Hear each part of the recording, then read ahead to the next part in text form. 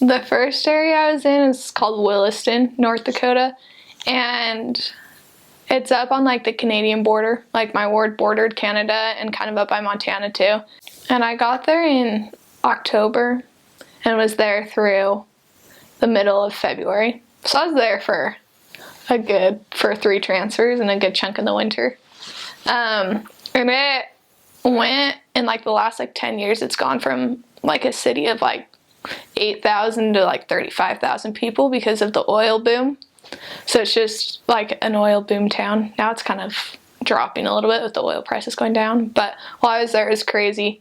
And they'd only opened the area up to sisters maybe 5 months before I got there, because up until that point it'd been really sketchy with a lot of single men in the oil field, so it wasn't the best place for sisters.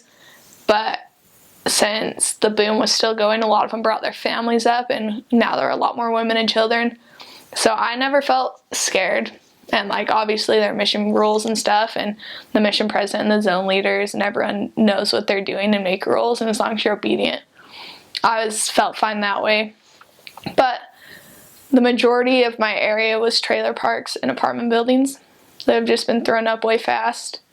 And there are just a bunch of trucks and oil rigs all around, and not much in the way of shopping or anything. There was a Walmart that I grew to love Walmart with all my heart.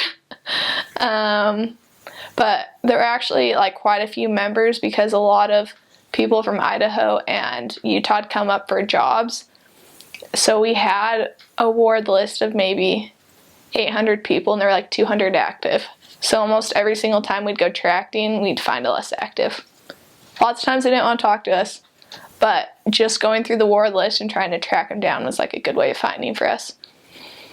And people think that sometimes it was hard to like work with oil workers because they're really rough sometimes, but we found that it was honestly one of the most successful areas in the whole mission, because there are a lot of people that wanted new starts and wanted new things in life, and so they weren't really set in their ways, and so it was really cool. There are a lot of people looking for change, and the gospel is great in that aspect.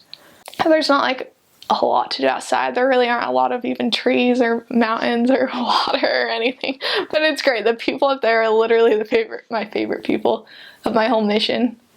And I think it's split into 3 wards, and I think it might be its own zone now. So that's exciting.